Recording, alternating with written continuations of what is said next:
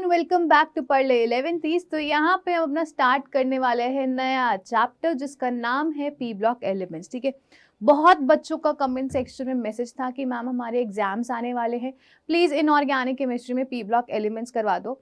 बहुत सारे बच्चे तो ये भी बोल रहे थे कि हाइड्रोकार्बन के एनसीईआरटी बैक एक्सरसाइज करवा दो और आयनिक इक्विलिब्रियम भी करवा दो, बट सारी चीज़ें एकदम से नहीं दे सकते ना, थोड़ा सा समय लगेगा। नेक्स्ट वीक तक आपका सारा सिलेबस जो है यहाँ पे कंप्लीट हो जाएगा। वन शॉट वीडियोस आपको सबकी मिल जाएगी। पी ब्लॉक एलिमेंट्स का एक ग्रुप 13 आज कर लेंगे, इसके बाद एक वीडियो आपको नेक्स्ट वीक में ग्रुप 14 की मिल जाएगी, और ग्रुप 13 और ग्रुप 14 ही क्लास 11th के सिलेबस में है। और एक और वीडियो मिलेगी जिसमें हमें आयनिक इक्विलिब्रियम खत्म करना है, और उसके बाद फिर हम आपको हाइड्रोकार्बन दे देंगे। ठीक है, तो सब कुछ हो जाएगा मैनेज, बट थोड़ा सा समय लगेगा।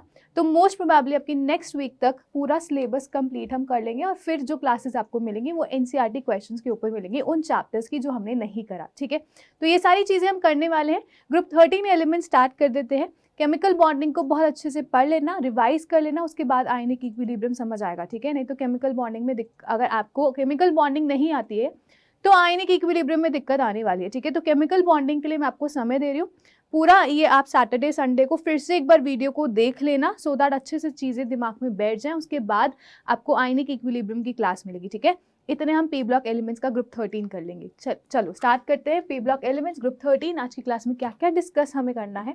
तो सबसे पहले तो हमें बेसिक इंट्रोडक्शन देखना है कि आपके पी ब्लॉक एलिमेंट्स होते क्या हैं। ठीक है, कौन कौन से ग्रुप्स होते हैं, इनके जनरल इलेक्ट्रॉनिक कॉन्फ़िगरेशंस क्या होते हैं, ये सारी बेसिक इंट्रोडक्शन की बात हम यहाँ पे करेंगे। उसके बाद physical trends in your boron family, group 13 करें। ग्रुप 13 फैमिली को बोरॉन फैमिली भी बोला जाता है। तो जो जो आपके फिजिकल ट्रेंड्स है, general physical trends in your boron family हमें डिस्कस करना है, जैसे उसकी इलेक्ट्रॉनिक कॉन्फ़िगरेशन है, डाउन द ग्रुप साइज कैसे चेंज करता है, आयनाइजेशन एंथैल्पी कैसे इफेक्ट होती है, इलेक्ट्रॉन गेन एंथैल्पी कैसे इफेक्ट होती है, इलेक्ट्रॉन नेगेटिविटी में क्या डिफरेंस देखा जाता है, down the group metallic character क्या कैसे आपका इंक्रीज होता है या चेंज होता है, नॉन मेटालिक करेक्टर की बात करेंगे। ठीक है, ये सारी बात करेंगे। और इन्हीं टर्मिनोलॉजीज के बीच में हमें एक बहुत इंपॉर्टेंट टर्म समझनी है जिसका नाम है इनर्ट पेयर इफेक्ट। ये बहुत ज़्यादा इंपॉर्टेंट है, यहाँ से 100% क्वेश्चन को पूछा जाता है। तो inert pair effect is one of the most important topic of your P block elements. ठीक है, तो इनर्ट पेयर इफेक्ट बहुत अच्छे से फोकस हम यहाँ पे करने वाले हैं। फिर बोरॉन फैमिली में कुछ इंपॉर्टेंट कंपाउंड्स है, एक बोरैक्स हमें पढ़ना है और दूसरा डाइबोरेन हमें पढ़ना है। तो इनकी प्रॉपर्टीज़ को और केमिकल रिएक्शंस को और इनकी प्रिपरेशन मेथड्स को हमें पढ़ना है। तो इस लेक्चर के अंदर हम ग्रुप 13 के ऊपर फोकस करने वाले हैं। ग्रुप 13 एलिमेंट्स को, जैसे कि मैंने आपको बोला, बोरॉन फैमिली भी बोली जाती है। ठीक है, इन बोरॉन फैमिली में कौन कौन से एलिमेंट्स होते हैं वो मैं आगे आगे आपको बताऊंगी। ठीक है, चलिए तो स्टार्ट करते हैं पी ब्लॉक एलिमेंट्स। तो कुछ जनरल पॉइंट्स हैं, अगर आप इसे लिखना चाहते हैं तो लिख लीजिए, अगर स्क्रीनशॉट लेना चाहते हैं तो स्क्रीनशॉट ले लीजिए। ठीक है, वीडियो को पॉज करके स्क्रीनशॉट ले लीजिए। ये बहुत ही इंपॉर्टेंट पॉइंट्स है, एक एक करके इन पॉइंट्स को हम समझने की कोशिश करेंगे। ठीक है, तो सबसे पहले बात करते हैं कि आपके पी ब्लॉक एलिमेंट्स होते क्या है। तो आपका जो चैप्टर है classification of elements and periodicity in their properties, उसमें हम पीरियोडिक टेबल पढ़ते हैं। ये आपकी पीरियोडिक टेबल होती है। इसमें जितने भी एलिमेंट्स नेचर में पाए जाते हैं या फिर अभी फाउंड आउट नहीं हुए और ढूंढेंगे एलिमेंट्स, तो और भी जितने भी एलिमेंट्स आपको मिलेंगे उन सबको एक सिस्टमैटिक तरीके से अरेंज करा जाता है और आपका पीरियोडिक टेबल बनाया जाता है। ठीक है, अब इस पीरियोडिक टेबल की फर्दर क्लासिफिकेशन हम करते हैं। एस ब्लॉक एलिमेंट्स हमारे होते हैं, ये आपके डी ब्लॉक एलिमेंट्स हैं। ठीक है, नीचे एफ ब्लॉक एलिमेंट्स हैं, और हम इनकी बात करें तो ये आपके पी ब्लॉक एलिमेंट्स होते हैं। तो ये सारे जो आपके एलिमेंट्स हैं, कौन से, ये सारा जो आपको पोर्शन दिख रहा है ये आपके क्या होंगे, पी ब्लॉक एलिमेंट्स बोले जाते हैं। ये पी ब्लॉक एलिमेंट्स है। अब पॉइंट है कि हम कैसे डिसाइड करते हैं कि कौन सा एलिमेंट पी ब्लॉक है, कौन सा एलिमेंट डी ब्लॉक का पार्ट है, कौन सा एलिमेंट एफ ब्लॉक का पार्ट है, ये कैसे डिसाइड करते हैं। तो एस ब्लॉक एलिमेंट्स में भी मैंने आपको बताया था, आप एलिमेंट की इलेक्ट्रॉनिक कॉन्फ़िगरेशन लिखते हैं, जहाँ पे लास्ट इलेक्ट्रॉन जिस भी ब्लॉक में जाता है, जिस भी ऑर्बिटल में जाता है, जिस भी सबशेल के ऑर्बिटल में जाता है, तो वो उसका पार्ट बन जाता है।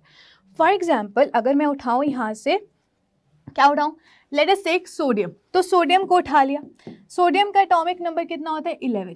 अब इस केस में ना आपको इलेक्ट्रॉनिक कॉन्फ़िगरेशन लिखनी आनी चाहिए, वो क्लासिफिकेशन वाले चैप्टर का पार्ट है। ठीक है, तो ये चीज़ आई एक्सपेक्ट कि आप लोगों को आती है। सोडियम का 11 एटॉमिक नंबर है, 11 इलेक्ट्रॉन्स भरना किस तरीके से भरा जाता है, 1s2 2s2 2p6, कितने इलेक्ट्रॉन्स भर दिए, 6 + 2 + 2 10 भर दिए। फिर इसके बाद 3s1 आता है। तो ये जो लास्ट इलेक्ट्रॉन है किस में गया, एस सबशेल के ऑर्बिटल में गया। तो लास्ट इलेक्ट्रॉन अगर आप एस सबशेल के ऑर्बिटल में भेज रहे हो तो ये क्या होगा, एक एस ब्लॉक एलिमेंट होगा। तो ये क्या है, एक एस ब्लॉक एलिमेंट का पार्ट है। ठीक है, क्लियर हो गया। ऐसे ही let's pick up carbon. Carbon का एटॉमिक नंबर 6 होता है। इलेक्ट्रॉनिक कॉन्फ़िगरेशन लिखोगे तो 1s2 2s2, कितने भर दिए, 2, 4 भर दिए, और फिर 2 और भरने क्योंकि 6 इलेक्ट्रॉन्स होंगे, एटॉमिक नंबर 6 है तो 2p2। अब ये जो आपका लास्ट इलेक्ट्रॉन है किस में गया, p में गया, तो p ऑर्बिटल में गया, तो ये आपका कार्बन क्या हो जाएगा, एक p ब्लॉक एलिमेंट हो जाएगा, एक p ब्लॉक एलिमेंट हो जाएगा। तो कार्बन क्या है, एक p ब्लॉक एलिमेंट है। ठीक है, तो कौन सा एलिमेंट कौन से ब्लॉक को बिलोंग करता है वो किस पे डिपेंड करता है, वो उसके लास्ट इलेक्ट्रॉन पे डिपेंड करता है कि वो कौन से ऑर्बिटल में गया है, कौन से सबशेल के ऑर्बिटल में गया है। यहाँ पे बस आपको एक एक्सेप्शन याद रखना है, हीलियम। हीलियम को हम it is standard under P block element. Despite अगर हम बात करें हीलियम की, तो हीलियम का एटॉमिक नंबर 2 होता है, 2 इलेक्ट्रॉन्स भरने, 1s ऑर्बिटल में ही 2 इलेक्ट्रॉन आ जाते हैं। तो इसका जो लास्ट इलेक्ट्रॉन है वो कहाँ पे गया, इसका जो लास्ट इलेक्ट्रॉन है वो s ऑर्बिटल में गया, तो it should be the part of s block element, but नहीं। यहाँ पे अगर आपको याद है जो पीरियोडिक टेबल है वहाँ पे एलिमेंट्स हमने अरेंज करे थे on the basis of their chemical and physical properties. इन सब की फिजिकल प्रॉपर्टीज और केमिकल प्रॉपर्टीज सेम थी, ऐसे इन सब की केमिकल प्रॉपर्टीज और कुछ प्रॉपर्टीज मैच करी थी, तो इन सब को इसी तरीके से अरेंज करा गया। बट हीलियम की बात करें तो हीलियम की जो प्रॉपर्टीज थी वो नियॉन, आर्गन, क्रिप्टॉन, ज़ेनॉन और रेडॉन से मैच करी थी, तो उसको प्रायोरिटी पे देखते हुए हमने हीलियम को इसी ग्रुप का पार्ट बनाया है। डिस्पाइट उसका जो लास्ट इलेक्ट्रॉन है वो s ऑर्बिटल में जा रहा है, should be the part of s block element, but since उसकी प्रॉपर्टीज बाकी के इन एलिमेंट से मैच करी थी तो उसको कंसिडर करते हुए हम हीलियम को p ब्लॉक में ही पढ़ते हैं। बाकी इसमें कोई भी ऐसा एलिमेंट नहीं है जिनमें जो ये रूल फॉलो नहीं कर रहा कि लास्ट इलेक्ट्रॉन जिसमें जाएगा उसी का पार्ट वो होगा। सिर्फ हीलियम एक एक्सेप्शन है, यहाँ पे लास्ट इलेक्ट्रॉन s ऑर्बिटल में जाता है बट स्टिल हम उसको p ब्लॉक एलिमेंट्स में पढ़ते हैं क्योंकि हमने प्रॉपर्टीज को ज़्यादा इंपॉर्टेंट फैक्टर कंसिडर करके हीलियम को इसी फैमिली में पुट करके पढ़ना है। ठीक है, तो हीलियम को आपको ये याद रखना है, ये सारे आपके p ब्लॉक एलिमेंट्स हैं। क्लियर हो गया? तो अभी तक हमें इतना समझ आया कि हमारा जो लास्ट इलेक्ट्रॉन जिस भी ऑर्बिटल में जाता है वो उसका पार्ट बन जाता है। तो पॉइंट नंबर 1 आपको समझ आ जाएगा कि आपका p ब्लॉक एलिमेंट्स में जो लास्ट इलेक्ट्रॉन है वो कहाँ जाता है, p ऑर्बिटल में जाता है। क्लियर है? इसके बाद point number 2, as we know, अब देखो अगर हम बात कर रहे हैं s ब्लॉक एलिमेंट्स की, तो ये सिर्फ 2 ही ग्रुप s के पार्ट है, ये आपके 10 ग्रुप्स d के पार्ट होते हैं। p में कितने ग्रुप्स होंगे, 1 2 3 4 5 6 ग्रुप्स जो हैं p के पार्ट है। तो p ब्लॉक में आपका इन ग्रुप्स को बोलते हैं ग्रुप नंबर 13 to 18 जो आपके होते हैं ये p ब्लॉक एलिमेंट्स के पार्ट होते हैं, है ना, p ब्लॉक एलिमेंट्स के पार्ट होते हैं। अब यहाँ पे 6 ग्रुप्स ही हमने क्यों लिए, 6 ग्रुप्स ही p ब्लॉक एलिमेंट के पार्ट क्यों हैं? ऐसे ही ग्रुप 1 एंड ग्रुप 2 ये आपके s ब्लॉक एलिमेंट्स के पार्ट हैं। अब यही 2 ग्रुप s ब्लॉक एलिमेंट्स के कैसे पार्ट है और हम कैसे ध्यान से समझते हैं, इस चीज़ को समझने की कोशिश करो। s ऑर्बिटल, s सबशेल में एक ही ऑर्बिटल होता है, s सबशेल में एक ही ऑर्बिटल होता है, इसके अंदर मैक्सिमम कितने इलेक्ट्रॉन्स आ सकते हैं, s सबशेल के अंदर मैक्सिमम 2 इलेक्ट्रॉन्स आ सकते हैं, तो जितने इलेक्ट्रॉन्स मैक्सिमम आ सकते हैं उसके अंदर उतने ही ग्रुप होते हैं। ऐसे ही p सबशेल की बात करते हैं तो p सबशेल में कितने ऑर्बिटल्स होते हैं, 3 होते हैं, px, py और pz, और इनके अंदर मैक्सिमम एक ऑर्बिटल में 2 इलेक्ट्रॉन, तो इन टोटल p सबशेल के अंदर मैक्सिमम 6 इलेक्ट्रॉन्स आ सकते हैं। अगर इसके अंदर मैक्सिमम 6 इलेक्ट्रॉन्स आ सकते हैं तो इसके अंदर 6 ग्रुप्स होंगे, ग्रुप 13, 14, 15, 16, 17 एंड 18, काउंट कर लेना 6 आएंगे। ऐसे ही अगर हम बात करें d ब्लॉक एलिमेंट्स की, तो d ब्लॉक एलिमेंट्स में d ऑर्बिटल्स में इलेक्ट्रॉन्स जाने चाहिए। अब d ऑर्बिटल्स में कितने डिब्बे होते हैं, 5 डिब्बे होते हैं। ठीक है, dxy, dyz, dzx, dx square minus Y square और dz स्क्वायर वाले डिब्बे होते हैं। तो यहाँ पे आपके पास 5 डिब्बे होते हैं, तो मैक्सिमम 5 2 10 इलेक्ट्रॉन्स आ सकते हैं। तो मैक्सिमम 10 इलेक्ट्रॉन्स आ सकते हैं, तो डी ब्लॉक में हम क्या बोलेंगे, मैक्सिमम ग्रुप्स कितने हो सकते हैं, डी ब्लॉक में 10 ग्रुप्स होते हैं, मैक्सिमम 10 ग्रुप्स होते हैं। From group number 3 to group number 12, कितने आएंगे? 10 आएंगे, ठीक है। तो ये चीज़ आपको याद रखनी है। तो बोरॉन फैमिली में अगर हम बात करें तो ये ग्रुप नंबर 13 होता है, ये 14 होता है, ये 15 होता है, ये 16, 17 और ये आपका 18th ग्रुप होता है। आपके सिलेबस में 13 ग्रुप पढ़ना है हमें और 14 ग्रुप पढ़ना है। आज की क्लास में 13 ग्रुप के एलिमेंट्स पढ़ेंगे। और 13 ग्रुप में कौन कौन से एलिमेंट्स होते हैं? We have boron, aluminium, gallium, indium and thallium, ठीक है। Boron, aluminium, gallium, indium and thallium. इसको याद कैसे करना है? बैंगन, आलू, गाजर इन थैला। कैसे याद करोगे? फिर से बोल रही हूँ, बैंगन, आलू, गाजर इन थैला करके आप इसे याद कर सकते हैं। ऐसे ग्रुप 14 के एलिमेंट्स को याद करना है तो ऐसे कर लेना, केमिस्ट्री सिर्फ जीनियस स्टूडेंट्स पढ़ते हैं, केमिस्ट्री सिर्फ जीनियस स्टूडेंट्स पढ़ते हैं। ये मैं आपको 12th में बताऊंगी, ठीक है। एलिमेंट्स भी याद हो जाएंगे ग्रुप 13 के, ठीक है। तो ये वाला पॉइंट आपको क्लियर हो गया होगा कि यहाँ पे पी ब्लॉक ऑर्बिटल्स की अगर हम बात करें तो इनके अंदर मैक्सिमम 6 इलेक्ट्रॉन्स आ सकते हैं। तो इसके अंदर हमारे पास 6 ही क्या होने चाहिए? 6 ही ग्रुप्स होने चाहिए। और वो जो ग्रुप्स हैं ग्रुप 13 to 18 आपके ग्रुप नंबर रहते हैं, ठीक है।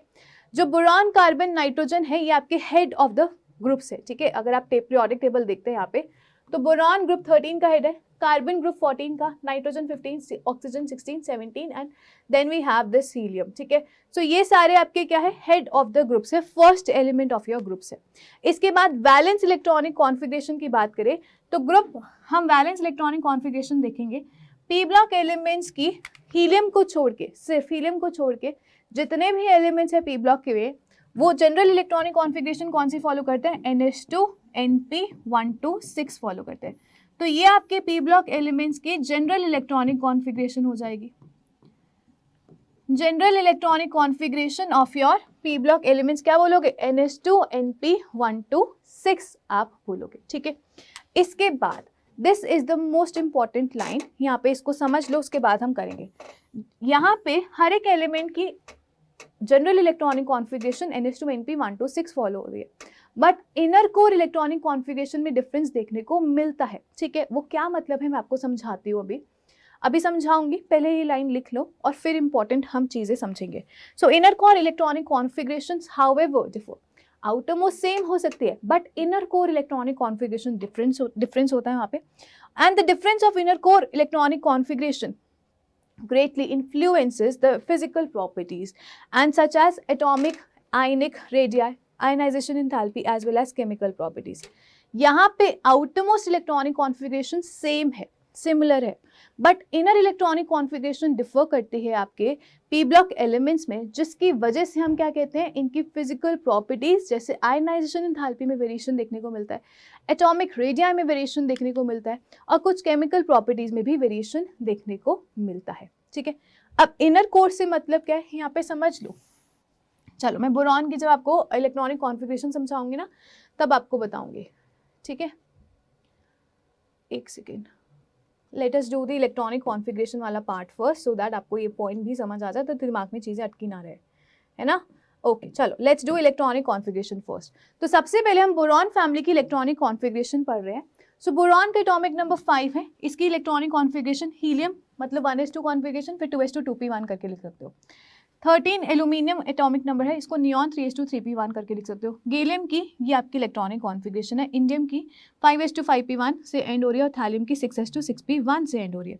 तो इन सब की वैलेंशियल इलेक्ट्रॉनिक कॉन्फिगरेशन आप देखोगे 2s2 2p1 3s2 3p1 4s2 4p1 5s2 5p1 6s2 6p1। इन जनरलाइज करके आप NH2 NP1 बोल सकते हो। और इसके आगे नोबल गैस कॉन्फिगरेशन लिखी हुई है, इसके आगे क्या लिखा हुआ है? Noble gas.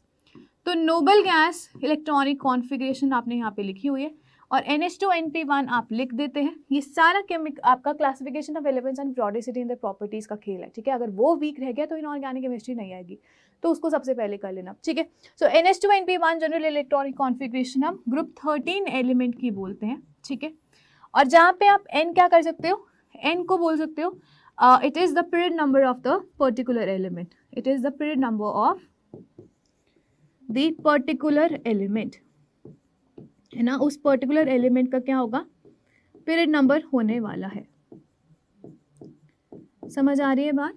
जैसे अगर मैं बात करूं बोरॉन की, तो बोरॉन सेकेंड पीरियड का पार्ट है, तो इसमें n पीरियड n की वैल्यू क्या लिखोगे? 2। ये थर्ड पीरियड का पार्ट है, n की वैल्यू 3। 4th पीरियड का गैलियम है, 5th पीरियड का इंडियम है और 6th पीरियड का थैलियम है। तो n की वैल्यू क्या लिखोगे 6s2 ठीक है। अब यहाँ पे अगर आप देख रहे हो, वापस आएंगे इस पीरियोडिक टेबल में और इनर कोर इलेक्ट्रॉनिक कॉन्फ़िगरेशन का मतलब समझेंगे कि कैसे वो डिफर करती है। तो ये आपकी पूरी पीरियोडिक टेबल है, ठीक है। आप यहाँ पे देखो बोरॉन से पहले कोई भी d ऑर्बिटल्स नहीं प्रेजेंट, एल्यूमिनियम से पहले भी कोई भी d ऑर्बिटल्स के इलेक्ट्रॉन्स प्रेजेंट नहीं है। बट गैलियम से पहले अगर हम बात करें तो ये 10d एलिमेंट्स है, 10d ब्लॉक एलिमेंट्स है। ऐसे इंडियम की बात करें तो ये 10d ऑर्बिटल्स के एलिमेंट आ जाते हैं, और थैलियम की बात करें तो ये आपके d ऑर्बिटल्स और ये f ऑर्बिटल्स वाले एलिमेंट्स भी आ जाते हैं, और ये वाला जो आपका एलिमेंट जो अनडिस्कवर्ड है इसमें भी f आ जाते हैं। तो यहाँ पे कोई भी d एलिमेंट्स प्रेजेंट नहीं था। गैलियम और इंडियम में d एलिमेंट्स प्रेजेंट है, थैलियम में तो d के साथ f भी प्रेजेंट है। तो इनकी inner core electronic configuration differ करती है, और जिसकी वजह से इनर्ट पर इफेक्ट राइज करता है, और उसी की वजह से क्या होता है, उसी की वजह से आपका काफ़ी ज़्यादा प्रॉपर्टीज़ में वेरिएशन देखने को मिलता है। किसके वेरिएशन देखने को मिलते हैं, आपके एटॉमिक रेडियाई में, आयनाइजेशन थैल्पी में। इनर कोर में आप ऐसे भी समझ सकते हो 2s और 2p से पहले कोई भी d ऑर्बिटल्स नहीं थे, 3s और 3p से पहले भी कोई d ऑर्बिटल्स होते नहीं, क्योंकि 2d तो होता ही नहीं हमारा। 4s to 4p से पहले d इलेक्ट्रॉन्स आए, 5s to 5d से पहले d इलेक्ट्रॉन्स आए, 6s to 6p से पहले f भी आ गए और d भी आ गए। तो इनर इलेक्ट्रॉनिक कॉन्फ़िगरेशन डिफरेंस की वजह से यहाँ पे क्या देखने को मिलता है, काफ़ी ज़्यादा वेरिएशन देखने को मिलता है फिजिकल प्रॉपर्टीज और केमिकल प्रॉपर्टीज में। इसके बाद हमें पढ़ना होता है oxidation stage of your group. कौन से एलिमेंट्स, ग्रुप 13 एलिमेंट्स की ऑक्सीडेशन स्टेज देखने को मिलती है। सो मैक्सिमम ऑक्सीडेशन स्टेट कैसे निकाल सकते हो, एक ग्रुप की मैक्सिमम ऑक्सीडेशन स्टेट उसके इलेक्ट्रॉनिक कॉन्फ़िगरेशन से निकाल सकते हो। जैसे NH2NP1 है बोरॉन फैमिली की इलेक्ट्रॉनिक कॉन्फ़िगरेशन, ऐसी ग्रुप 14 एलिमेंट्स की NH2NP2 होगी, फिर NH2NP3, NH2NP4, NH2NP5 और NH2NP6 फॉर ग्रुप 13 है। ये डिफरेंट पी ब्लॉक एलिमेंट्स में जितने भी डिफरेंट ग्रुप्स हैं उनकी जनरल इलेक्ट्रॉनिक कॉन्फ़िगरेशन हमने देखी। जैसे बोरॉन फैमिली की NH2NP1 दिखाई थी, ऐसे ही ग्रुप 14 की NH2NP2 दिखाऊंगी, ठीक है। तो अब इसकी मैक्सिमम ऑक्सीडेशन स्टेट निकालनी है, तो कैसे निकाल सकते हैं, NS और NP में से दोनों इलेक्ट्रॉन्स निकाल दो। तो NH2NP1 इसकी जनरल इलेक्ट्रॉनिक कॉन्फ़िगरेशन है, तो P में से एक इलेक्ट्रॉन और ये दूसरा इलेक्ट्रॉन निकल जाएगा, तो +3 मैक्सिमम ऑक्सीडेशन स्टेट देखने को मिलेगी ग्रुप 13 एलिमेंट्स की। NH2NP2 कितनी होगी, 2 और ये 2 निकल जाएगी, +4 देखने को मिलेगी फॉर ग्रुप 14 एलिमेंट्स। NH2NP3 3 + 2 5 देखने को मिलेगी फॉर ग्रुप 15 एलिमेंट्स, +5 देखने को मिलेगी। यहाँ पे +6 ऑक्सीडेशन स्टेट ग्रुप 16 की देखने को मिलेगी। 5 और 2 +7 आपकी मैक्सिमम ऑक्सीडेशन स्टेट ग्रुप 17 की होगी, और NH2NP6 +8 इलेक्ट्रॉनिक ऑक्सीडेशन स्टेट आपकी ग्रुप 18 की होगी। तो मैक्सिमम कैसे निकालते हैं, NH2NP जितना भी है उनमें सारे इलेक्ट्रॉन्स निकाल दो, तो वो आपको मैक्सिमम ऑक्सीडेशन स्टेट देती है। अब बात करते हैं और कौन कौन सी ऑक्सीडेशन स्टेट्स देखने को मिलती है। तो अगर खाली P में से निकाले तो वो वाली ऑक्सीडेशन स्टेट्स देखने को मिलेगी। यहाँ पे NP1 है तो एक निकाल दो, +1 ऑक्सीडेशन स्टेट देखने को मिलेगी। ऐसे NP2 है तो सिर्फ P में से निकालो तो +2 देखने को मिलेगी। अब हमारा ऑक्सीडेशन स्टेट निकालने का, इलेक्ट्रॉन्स निकालने का मतलब क्या होता है, हम क्यों निकालते हैं electrons, to achieve the stable noble gas configuration, ठीक है। तो यहाँ पे अगर आपने देखा होगा जनरल इलेक्ट्रॉनिक कॉन्फ़िगरेशन हम कैसे लिखते हैं, नोबल गैस है ना, NH2 NP1 to 6। जब हम ये सारे ही इलेक्ट्रॉन्स निकाल रहे थे तो वहाँ से मैक्सिमम ऑक्सीडेशन स्टेट निकल के आ रही थी, और जब सारे ही इलेक्ट्रॉन्स निकालने के बाद जो मैक्सिमम ऑक्सीडेशन स्टेट निकल के आई, उस केस में एलिमेंट की जो इलेक्ट्रॉनिक कॉन्फ़िगरेशन है वो नोबल गैस कॉन्फ़िगरेशन मिल गई और वो स्टेबल है। इसलिए NS और NP में से सब में से इलेक्ट्रॉन्स आप निकाल के मैक्सिमम ऑक्सीडेशन स्टेट निकाल रहे थे। अगर आप सिर्फ P में से निकालते हैं तो भी आपको NH2 तक मिलती है, वो भी फुली फिल्ड कॉन्फ़िगरेशन है, वो भी स्टेबल होगी। तो खाली अगर P के निकालोगे तो P में अगर निकालोगे तो 1 +2 +3 +4 +5 और +6 ये सारी आपको देखने को मिलेगी। 1 +3 है ना, 1 भी दिखेगी, +2 +3 +4 +5 और +6 ये सारी P में से, सिर्फ P में से निकालते हैं तो भी मिलेगी। अब ऐसी भी ऑक्सीडेशन स्टेज होती है जहाँ पे आप NP को कंप्लीट कर सकते हो, NH2NP कैसे भी हो, what ever the number is, आप इसको NP6 में कन्वर्ट कर सकते हो, ठीक है, NP6 में भी कन्वर्ट कर सकते हो। तो ये इलेक्ट्रॉन गेन करके NP6 में कन्वर्ट होगा तो नेगेटिव ऑक्सीडेशन स्टेज भी देखने को मिलेगी। फॉर एग्जाम्पल NH2NP5 है, इसको NP6 में कन्वर्ट करना है तो 5 को एक इलेक्ट्रॉन देना पड़ेगा, तो -1 ऑक्सीडेशन स्टेट भी देखने को मिलेगी इस केस में, ठीक है। तो -1 ऑक्सीडेशन स्टेट भी देखने को मिलेगी। अब ये जो दो एक्सट्रीम केसेस हैं इनके बीच में +2 के गैप से आप सारी चीजें लगा सकते हो। तो यहाँ पे +2 कम करो, +2 कम करो और फिर ये आपको +2 के गैप पे मिल जाएगी, ठीक है। ऐसे ही NH2NP6 में से आपको +8 और +6 है, तो +2 के गैप पे सारी चीजें लिख लो, ठीक है। तो +4 और +6 +2 भी देखने को मिलती है इनमें। तो ये कुछ आपको ऑक्सीडेशन स्टेट्स लर्न करने। अब इसको NP6 बनाने के लिए -2 लेने पड़ेंगे इलेक्ट्रॉन्स, तो -2 ऑक्सीडेशन स्टेट्स देखने को मिलेंगी। इन दोनों एक्सट्रीम केसेस में +2 का वेरिएशन होना चाहिए, तो +2 आ जाता है, ठीक है। ऐसे NP3 बनाने के लिए NP3 से NP6 बनाओगे तो 3 इलेक्ट्रॉन्स लेके -3 ऑक्सीडेशन स्टेट दिखाएगा। NP2 से NP6 दिखाओगे तो 4 इलेक्ट्रॉन्स लेके -4 ऑक्सीडेशन स्टेट्स देखने को मिलेगी, ठीक है।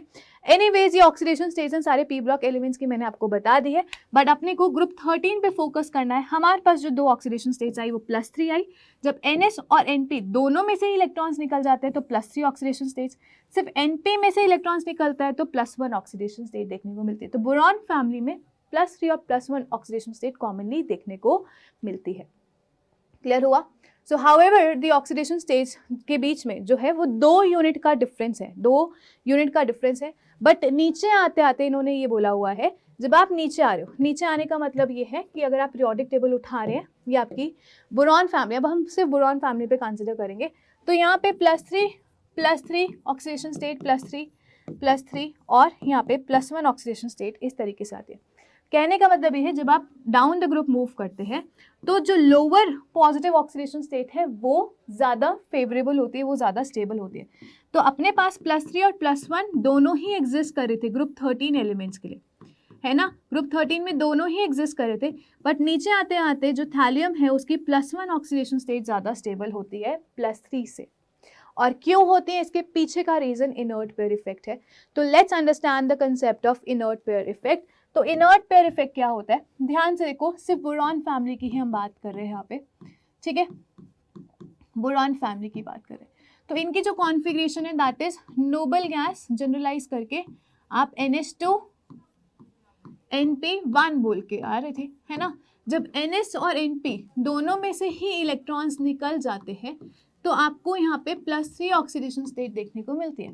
ओनली NP में से ही इलेक्ट्रॉन्स निकलते हैं, NP के ही एक इलेक्ट्रॉन नॉकआउट होता है, तो यहाँ पे +1 ऑक्सीडेशन स्टेट देखने को मिलती है। इतना समझ आ गया है ना, इतना तो अपने को समझ आ ही गया होगा।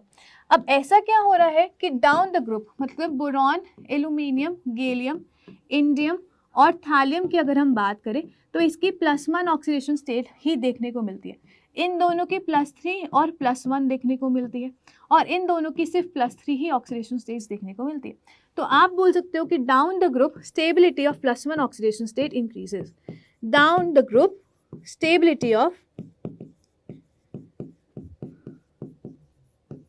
+1 ऑक्सीडेशन स्टेट्स इंक्रीजेस। ऐसा क्यों होता है? तो इसके पीछे का रीजन इनर्ट पेयर इफेक्ट है। तो ध्यान से समझो, जैसे कि मैंने आपको पूरी पीरियोडिक टेबल में दिखाया, बोरॉन एंड एल्यूमिनियम से पहले कोई भी डी ऑर्बिटल्स फिल्ड नहीं थे। क्या नहीं थे? नो डी ऑर्बिटल्स वर फिल्ड। कोई भी डी ऑर्बिटल्स फिल्ड नहीं थे। गैलियम और इंडियम से पहले 10 D block elements were field, 10 D block elements were present, है ना। अभी फिर से दिखाऊंगी। और थैलियम की बात करें तो यहाँ पे लैंथेनॉइड एलिमेंट्स मतलब F ब्लॉक एलिमेंट्स भी थे और 10 डी ब्लॉक एलिमेंट्स भी थे, ठीक है। तो inner core electronic configuration difference की वजह से ये आपको देखने को मिला। पीरियोडिक टेबल में वापस आते हैं, बोरॉन और एल्यूमिनियम से पहले डी एलिमेंट्स नहीं थे, गैलियम और इंडियम से पहले डी एलिमेंट्स थे, थैलियम्स के लिए लैंथेनॉइड्स F ब्लॉक एलिमेंट्स और डी एलिमेंट्स भी थे, ठीक है। तो यहाँ पे उसी की वजह से इनर्ट पेयर इफेक्ट देखने को मिलता है। Now what is inert pair effect? ध्यान से देखो सॉरी, बोरॉन की बात करते हैं, electronic configuration 2s2 2p, noble gas 2s2 2p1, है ना, यही थी। इसकी 3s2 3p1, यहाँ पे लास्ट में 4s2 4p1, बट हम जानते हैं 4s यहाँ पे 3d भी भरे हुए हैं, है ना।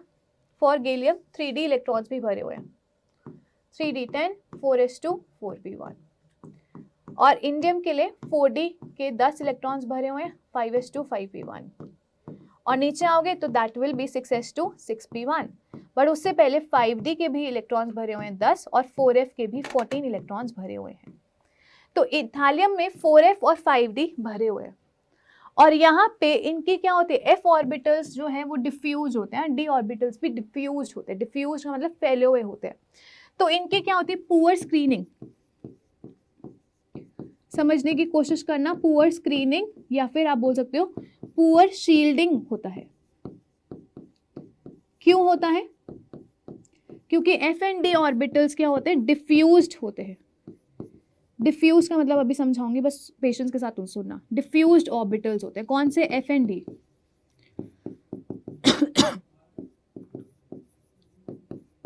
ठीक है, चलो समझने की कोशिश करते हैं। अब वापस से एक बेसिक कंसेप्ट पे आते हैं, एटम के। ठीक है, तो एक एटम में हम जानते हैं यहाँ पे न्यूक्लियस होता है, इसके इनर शेल्स में कुछ इलेक्ट्रॉन्स होते हैं इस तरीके से, एंड लेट अस से कि आपका जो लास्ट शेल है कौन सा है, लास्ट शेल, ये वाला आपका लास्ट शेल है, ये वाला इलेक्ट्रॉन, इस पे हम जो इनर्ट पेयर इफेक्ट है हम लास्ट शेल वाले इलेक्ट्रॉन पे अप्लाई करते हैं। वैलेंस शेल इलेक्ट्रॉन पे इनर्ट पेयर इफेक्ट देखा जाता है, इनर्ट पेयर इफेक्ट देखा जाता है। ठीक है, ध्यान से सुनने की कोशिश करना। अब जो लास्ट इलेक्ट्रॉन है इस पे ना दो तरीके के इफेक्ट्स देखने को मिल रहे हैं, एक अट्रैक्शन और दूसरा रिपल्शन। जो अंदर न्यूक्लियस है इसमें प्रोटॉन्स है, प्रोटॉन्स क्या करेगा, बाहर वाले इलेक्ट्रॉन्स को अट्रैक्ट करेगा, तो ये आपका अट्रैक्शन का प्रोसेस है। ठीक है, न्यूक्लियस और वैलेंस शेल वाले इलेक्ट्रॉन्स के बीच में अट्रैक्शन होगा, बट एक रिपल्शन भी होता है। कैसे? जो इनर कोर के इलेक्ट्रॉन्स हैं सेम चार्ज की वजह से इन पे क्या लगाएंगे, रिपल्शन लगाएंगे। क्या लगाएंगे, रिपल्शन लगाएंगे। समझ आया? दो इफेक्ट देखने को मिलते हैं, एक रिपल्शन और दूसरा अट्रैक्शन। अगर अट्रैक्शन ज्यादा होती है, अगर attraction is more then repulsion, तो आपका जो शेल है वैलेंस शेल अंदर की साइड आ जाएगा, तो उसकी वजह से साइज, एटॉमिक रेडियाई या एटॉमिक साइज डिक्रीज कर जाएगा, छोटा हो जाएगा ना, अट्रैक्शन ज्यादा है तो एटॉमिक साइज डिक्रीज कर जाता है। अगर अट्रैक्शन ज्यादा होगी, किसकी, न्यूक्लियस की अट्रैक्शन ज्यादा होगी तो एटॉमिक साइज डिक्रीज कर जाता है। क्लियर है? हमें समझ आ गया ये? तो इसे ही हम बोलेंगे कि कॉन्ट्रैक्शन हो गई, साइज में कॉन्ट्रैक्शन हो गया। समझ आ रहा है?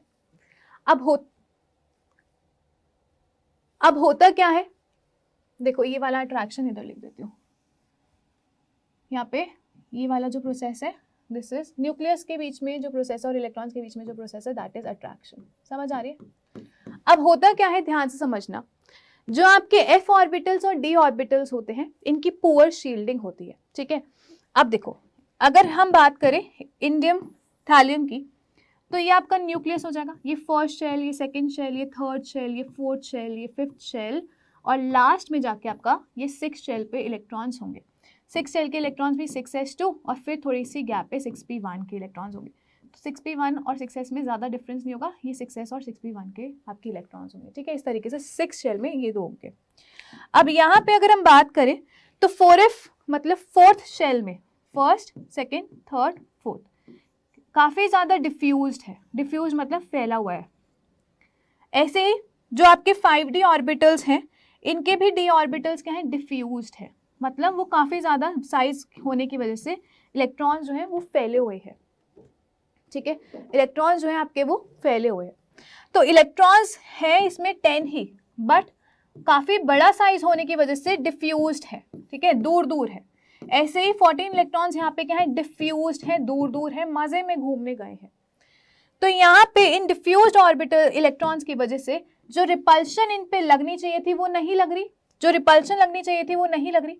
तो 6s2 और 6p1 पे रिपल्शन जितनी लगनी चाहिए थी आपके इनर कोर इलेक्ट्रॉन्स की वो नहीं लग रही, क्योंकि वो डिफ्यूज्ड है। जब रिपल्शन नहीं लग रही तो अट्रैक्शन डोमिनेट कर जाएगी। अब 6s के इलेक्ट्रॉन्स थोड़े से अंदर होते हैं और 6p के बाहर होते हैं, तो 6s वाले जो इलेक्ट्रॉन्स हैं वो बहुत ज़्यादा अट्रैक्टेड होते हैं न्यूक्लियस से, तो ये नहीं निकलते हैं, पार्टिसिपेट नहीं करते हैं। सिर्फ 6p वाले इलेक्ट्रॉन्स ही निकलते हैं, इसलिए +1 आपका डोमिनेट कर जाता है। इसे ही इनर्ट पेयर इफेक्ट बोलते हैं, जहाँ पे 6s या NH2 के इलेक्ट्रॉन्स इनर्ट बन जाते हैं। ये पार्टिसिपेट नहीं करते, इनर्ट पेयर बन जाते हैं, ये नहीं निकलते ऑक्सीडेशन स्टेट में भी नहीं निकलते, तो सिर्फ Np वाले इलेक्ट्रॉन्स ही निकलते हैं। 6s वाले इलेक्ट्रॉन्स क्यों नहीं निकलते? क्योंकि 6s वाले थोड़ा सा अंदर की साइड होते हैं और 6p वाले बाहर की साइड होते हैं। इन डिफ्यूज्ड इलेक्ट्रॉन्स की वजह से न्यूक्लियस ज्यादा ट्रैक कर लेता है 6s वाले इलेक्ट्रॉन्स को, उसे इनर्ट बना लेता है, पार्टिसिपेट नहीं करने देता। सिर्फ 6p के ही इलेक्ट्रॉन्स निकलते हैं, इसलिए +1 ऑक्सीडेशन स्टेट नीचे डोमिनेट करती है, क्योंकि जहाँ पे f एंड d ऑर्बिटल्स पहले भरे जाएंगे वहाँ पे वो डोमिनेट करेगा, तो इसे ही इनर्ट पेयर इफेक्ट बोला जाता है। ठीक है, तो down the group +1 oxidation state increase करता है क्योंकि इनर्ट पेयर इफेक्ट का कंसेप्ट लगता है। I hope it's very clear. ठीक है, कुछ अच्छी बातें ये हैं कि आपके जो पी ब्लॉक एलिमेंट्स होते हैं वही एक ऐसा इकलौता ब्लॉक है जहाँ पे मेटल्स, नॉन मेटल्स और आपके मेटलॉइड्स प्रेजेंट है, बाकी सब जगह मेटल्स प्रेजेंट है। ठीक है, और non metallic character down the group ionization enthalpy वगैरह डिक्रीज करती है, तो डाउन द ग्रुप हम जनरली क्या बोलते हैं, मेटालिक कैरेक्टर इंक्रीज करता है। ठीक है, और नॉन मेटालिक कैरेक्टर डिक्रीज करेगा डाउन द ग्रुप। ठीक है, जो हेवी एलिमेंट्स होते हैं जैसे इंडियम वगैरह और थैलियम वगैरह है, तो ये क्या होंगे, आपके मेटल्स होंगे, मेटल्स होते हैं ये। ठीक है, ये पी ब्लॉक एलिमेंट है जहाँ पे नॉन मेटल्स, मेटलॉइड्स और आपके मेटल्स मिल जाते हैं, ये सारे ब्लॉक मिल जाते हैं पी ब्लॉक में। क्लियर हुआ? ये वाली पॉइंट्स क्लियर हो गए। चलिए, इसके बाद जो नॉन मेटल्स हैं, ठीक है, उनकी काफ़ी ज़्यादा हाई आयनाइजेशन एंथैल्पी होती है, क्योंकि आयनाइजेशन एंथैल्पी मतलब रिमूवल ऑफ इलेक्ट्रॉन्स। मेटल्स होते तो इजी रिमूवल ऑफ इलेक्ट्रॉन्स होता है, नॉन मेटल्स होते तो रिमूवल ऑफ इलेक्ट्रॉन्स मुश्किल होता है। तो जो नॉन मेटल्स होते हैं उनकी काफ़ी ज़्यादा हाई आयनाइजेशन एंथैल्पी होती है, तो वो आयनिक कंपाउंड्स नहीं बनाते, वो जनरली शेयरिंग करके इलेक्ट्रॉन्स के साथ शेयरिंग करके क्या बनाते हैं, कंपाउंड बनाते हैं। तो अगर आपके पास मेटल्स होंगे वो आयनिक कंपाउंड बनाएंगे नॉन मेटल्स के साथ, बट अगर सिर्फ नॉन मेटल्स होंगे तो अपने के साथ कंबाइन करके कोवलेंट कंपाउंड्स ही बनाएंगे। ठीक है, जैसे सोडियम है मेटल है, क्लोरीन है नॉन मेटल इनके बीच में आयनिक कंपाउंड बन जाएगा, क्योंकि इसको इलेक्ट्रॉन देना चाहता है और ये लेना चाहता है ना। अगर दो क्लोरीन ही एटम्स प्रेजेंट होंगे तो ना ही कोई देना चाहेगा ना ही लेना ही चाहेंगे दोनों, तो शेयरिंग होके फिर कोवलेंट कंपाउंड मिलता है।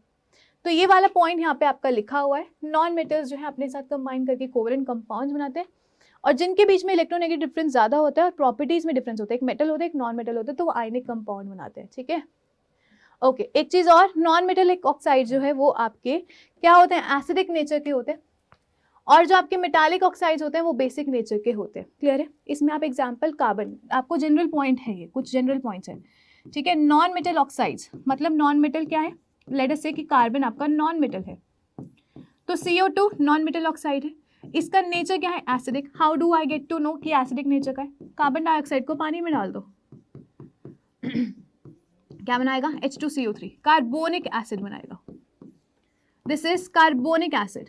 तो नॉन मेटल ऑक्साइड्स क्या होते हैं, एसिडिक नेचर के होते हैं, है ना। ऐसे ही मेटल ऑक्साइड्स, लेट अस से कैल्शियम ऑक्साइड, कैल्शियम मेटल है उसका ऑक्साइड लोगे तो आपका कैल्शियम ऑक्साइड बना देगा। ठीक है, ये बेसिक नेचर का होगा। How do I get to know, calcium oxide को पानी में डालो तो क्या बनाएगा, कैल्शियम हाइड्रोक्साइड बनाएगा। OH माइनस जो रिलीज करता है वो क्या होगा, बेस, है ना। तो आपको ये जनरल बातें याद होनी चाहिए चीजें। ठीक है, जो नॉन मेटल ऑक्साइड्स होते हैं वो एसिडिक और मेटल ऑक्साइड्स क्या होते हैं, बेसिक नेचर के होते हैं। चलिए, इसके आगे हमें यहाँ पे पढ़ना होता है आपके जो फर्स्ट मेंबर होते हैं वो कुछ प्रॉपर्टीज, जैसे एस ब्लॉक एलिमेंट्स में भी हमने करा था, जो फर्स्ट मेंबर्स होते हैं वो कुछ चीजें अलग दिखाते हैं, कुछ प्रॉपर्टीज अलग दिखाते हैं from rest of the elements. क्यों? क्योंकि 3 रीजंस होते हैं। जो फर्स्ट एलिमेंट होता है उसका सबसे छोटा साइज होता है, उसमें डी ऑर्बिटल्स नहीं प्रेजेंट होते, क्योंकि सेकंड पीरियड के एलिमेंट्स होते हैं, डी ऑर्बिटल्स कहाँ से आएंगे, उनके पास 2D तो होता ही नहीं है। हाई आयनाइजेशन एंथैल्पी होती है, लेस इलेक्ट्रोपॉजिटिव नेचर के होते हैं। तो फर्स्ट एलिमेंट इन तीनों रीजन की वजह से अलग प्रॉपर्टीज दिखाते हैं from rest of the elements of the particular group. ठीक है, इसके बाद सेकेंड पीरियड में अगर हम बात करें, ठीक है, the second period elements of the P group starting from boron, जो बोरॉन है वो सेकेंड पीरियड का एलिमेंट है, इसके पास मैक्सिमम वैलेंसी 4 हो सकती है, क्योंकि बोरॉन की 2s2 2p1 इलेक्ट्रॉनिक कॉन्फ़िगरेशन हो सकती है। ठीक है, तो मैक्सिमम वैलेंसी कितनी हो सकती है, 4 हो सकती है। 2s का एक ऑर्बिटल और p के 3 डिब्बे, टोटल 4 वो अपना मैक्सिमम स्ट्रेच कर सकता है कोवैलेंसी।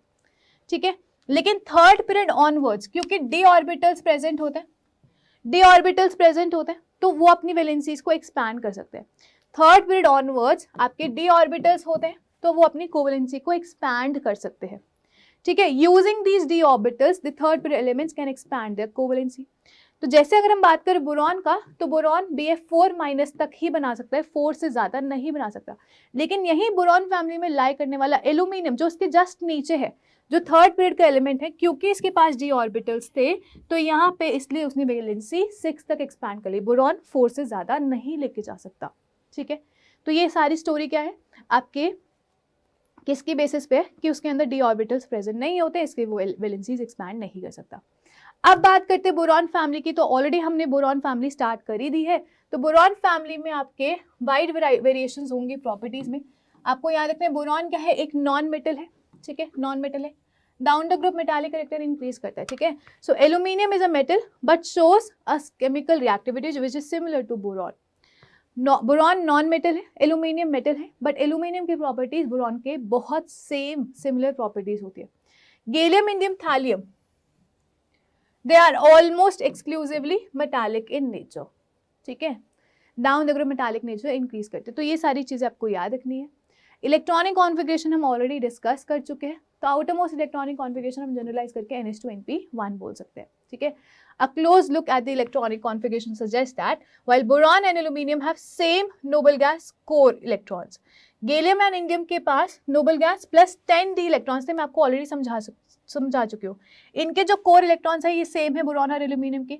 गैलियम एंड इंडियम के सेम है, यहाँ पे 10d ब्लॉक एलिमेंट्स हैं और थैलियम के d के साथ F भी है, तो यही चीज लिखी हुई है, ठीक है। तो गैलियम एंड इंडियम में अगर आप देखोगे तो नोबल गैस के साथ साथ 10d इलेक्ट्रॉन्स भी हैं। और थैलियम की बात करें तो थैलियम में नोबल गैस के साथ साथ 14 F इलेक्ट्रॉन्स और 10 इलेक्ट्रॉन्स D के और नोबल गैस है। तो इनर कोर इलेक्ट्रॉनिक कॉन्फ़िगरेशन में डिफरेंस है। So electronic configuration structure of these elements are more complex for the first two groups, this difference in electronic structure effects their properties, जो हम already समझ चुके हैं। अब डाउन द ग्रुप अगर हम बात करें तो डाउन द ग्रुप हमने बात करी थी कि आपका एटॉमिक रेडिया इंक्रीज करता है। फिजिकल ट्रेंड्स पे आ रहे हैं। सो डाउन द ग्रुप हम क्या करते हैं, हम क्या बोलते हैं कि वैलेंस शेल नंबर इंक्रीज करता है, वैलेंस शेल नंबर इंक्रीज करता है, जिसकी वजह से हम क्या बोलते हैं कि आपका एटॉमिक रेडिया भी इंक्रीज करता है ना, यही बोलते हैं। बट ऐसा देखा नहीं जाता। यहाँ पे अगर हम बात करें ग्रुप 13 में, so we have boron, aluminium, gallium, indium and thallium. Down the group size increase करना चाहिए था, बट एक्चुअली में होता क्या है, मतलब होना क्या चाहिए था, गैलियम का साइज एल्यूमिनियम से ज्यादा होना चाहिए था, यही होना चाहिए था ना।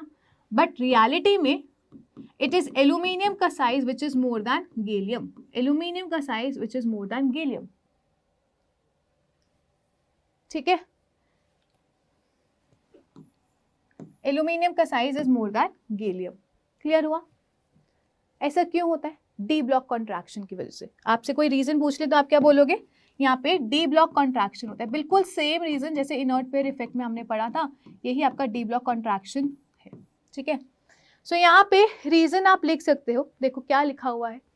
On moving down the group for successive members extra shell of the electron is added, therefore atomic radii is expected to increase. However, a deviation is observed. जो गैलियम है वो एल्यूमिनियम से नीचे उसका साइज बड़ा होना चाहिए था, बट एल्यूमिनियम का रेडियाई इज मोर, या फिर गैलियम का radii is less than aluminium का atomic radii. And the reason is this can be understood from the variation of the inner core electronic configuration. Inner core electronic configuration में difference देखने की वजह से यहाँ पे एटॉमिक रेडियाई के अंदर भी वेरिएशन देखने को मिल रहा है। जैसे अगर मैं आपकी बात करूँ यहाँ पे गैलियम की, तो देखो गैलियम में सेम वही कंसेप्ट लग रहा है। एल्यूमिनियम तक सिर्फ डी और आपके ये आपका 3s है, ठीक है, और यहाँ पे 3p इलेक्ट्रॉन्स है। अंदर न्यूक्लियस है, ये 1s और ये 2s। ये इलेक्ट्रॉन्स जो अट्रैक्ट कर रहा है, ये रिपल्शन भी क्रिएट कर रहा है, ठीक है। बट गैलियम के केस में आपके लास्ट शेल जो है वो 4s2 4p1 वाला है। इनसे पहले डिफ्यूज्ड इलेक्ट्रॉन्स है किसके, 3d के। अगर इलेक्ट्रॉन डिफ्यूज है तो न्यूक्लियस ज्यादा स्ट्रांगली अट्रैक्ट करेगा, डिफ्यूजन, इसे बोलते हैं डी ब्लॉक कॉन्ट्रैक्शन। तो इनर कोर इलेक्ट्रॉन्स गैलियम में उससे पहले D10 भरा जाता है, ये डिफ्यूज्ड है। डिफ्यूज मतलब न्यूक्लियस ज़्यादा अट्रैक्ट करेगा। डी ब्लॉक कॉन्ट्रैक्शन इसे हम बोलते हैं क्योंकि डी ऑर्बिटल्स की वजह से कॉन्ट्रैक्शन हो रहा है। और ये आपका साइज, इसकी वजह से size of gallium is less than that of aluminium. ठीक है, तो ये चीज़ लिखी हुई है यहाँ पे। So presence of additional 10d electrons only in basically offers only a poor screening या पुअर शील्डिंग आप बोल सकते हो for the outer electron and there is an increase in the nuclear charge, मतलब न्यूक्लियस ज़्यादा अट्रैक्ट कर पा रहा है गैलियम के आउटरमोस्ट इलेक्ट्रॉन को, जिसकी वजह से आपके radius of gallium is 135 and aluminium का 143 पिकोमीटर है। गैलियम का रेडियस छोटा होता है एल्यूमिनियम से। ठीक है, इसके बाद हम बात करते हैं आयनाइजेशन एंथैल्पी की। तो डाउन द ग्रुप जैसे आपका साइज यूजुअली इंक्रीज करता है, तो amount of energy given to remove the outermost electron कम देनी पड़ेगी। साइज इंक्रीज कर रहा है, न्यूक्लियस से अट्रैक्शन डिक्रीज कर रहा है, तो इलेक्ट्रॉन को रिमूव करना बहुत ईजी होता है। तो जब साइज इंक्रीज करता है तो आयनाइजेशन एंथैल्पी डिक्रीज करती है। तो down the group ionization enthalpy should decrease, but size में ही वेरिएशन देखने को मिला तो आयनाइजेशन एंथैल्पी में भी वेरिएशन देखने को मिलता है ना। हम बोलते हैं बोरॉन है, इसका साइज छोटा है एल्यूमिनियम से, फिर गैलियम का साइज यहाँ पे बड़ा आ जाता है, फिर इंडियम और फिर थैलियम, इस तरीके से साइज का देखा जाता है। थैलियम में आपका साइज क्यों छोटा होता है, यहाँ पे आप इसे लैंथेनॉइड कॉन्ट्रैक्शन की वजह से बोल सकते हो। ये लैंथेनॉइड कॉन्ट्रैक्शन की वजह से साइज में वेरिएशन देखने को मिलता है। ऐसे ही यहाँ पे ये जो वेरिएशन देखने को मिलता है, यहाँ पे आप डी ब्लॉक कॉन्ट्रैक्शन बोल सकते हो। ठीक है, तो ये साइज का वो है। तो साइज में जब डिफरेंस है तो आयनाइजेशन एंथैल्पी में भी डिफरेंस देखने को मिलेगा।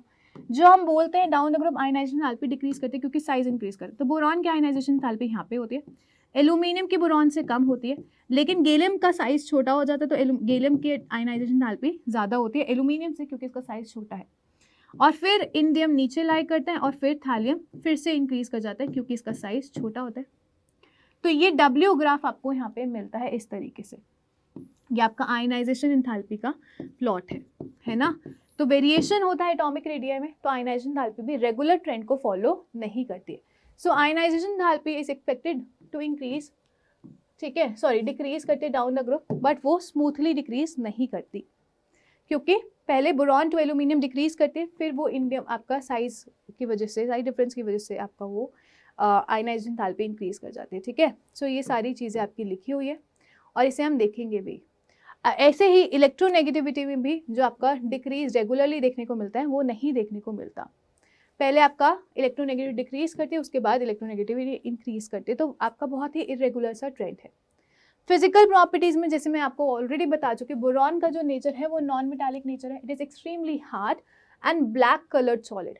जो बोरॉन है वो हार्ड है और ब्लैक कलर का सॉलिड सब्सटेंस है। It exist in many allotropic forms. Due to very strong crystalline lattice, boron has usually high melting point. Boron का हाई मेल्टिंग पॉइंट होता है क्योंकि बहुत ही बढ़िया क्रिस्टल लैटिस वो बनाता है। Rest of the elements are soft and they have low melting point and a good conductivity because they are metallic in nature. ठीक है। In a worthwhile to note that gallium is usually, this is important, जो gallium है आपका room temperature वो room temperature पे वो melted form में exist करता है। गैलियम का मेल्टिंग पॉइंट बहुत ही कम होता है, रूम टेम्परेचर में तो वो मेल्ट भी कर जाता है हाथ पे। ठीक है, mercury is the only liquid metal. किसी भी टेम्परेचर पे मर्करी हमेशा लिक्विड मेटल ही रहेगी, बट गैलियम की बात करें तो रूम टेम्परेचर पे वो लिक्विफाई हो जाएगा, सर्दियों में वो सॉलिडिफाई हो जाएगा क्योंकि उसका मेल्टिंग पॉइंट 303 केल्विन है। ठीक है, सो यहाँ पे गैलियम की बहुत ही लो मेल्टिंग पॉइंट होता है, कितना, 303 kelvin. And they exist in a liquid state during summers. Summers में कितना होता है, 30 डिग्री सेल्सियस होता है, 273 ऐड कर लो, है ना, तो ज़्यादा ही हो जाएगा, मेल्ट हो जाएगा वो।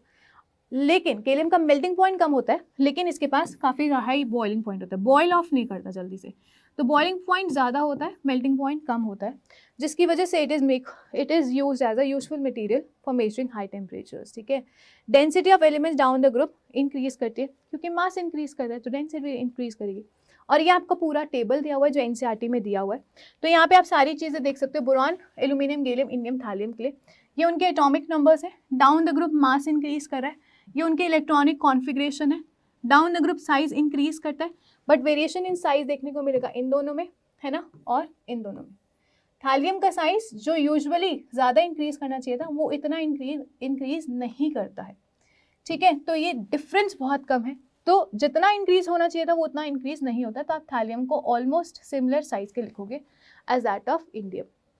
आयनिक रेडिएशन पे इतना, आयनिक रेडियस पे इतना इफेक्ट देखने को नहीं मिलता, एटॉमिक रेडियस पे इफेक्ट देखने को मिलता है, स्क्रीनिंग इफेक्ट। आयनाइजेशन एंथैल्पी का बहुत ही इरेगुलर ट्रेंड है, इलेक्ट्रोनेगेटिविटी का बहुत ज़्यादा मतलब डिक्रीज नहीं हो रहा, पहले डिक्रीज हो रहा है फिर इंक्रीज हो रहा है, ठीक है। ये ट्रेंड आपकी इलेक्ट्रोनेगेटिविटी का है। Down the group density increase करती है। मेल्टिंग पॉइंट आपकी बहुत इरेगुलर वेरिएशन देखने को मिल रहा है, देख रहे हो 303 किसका है, गैलियम का, और इसका फिर इंक्रीज हो रहा है।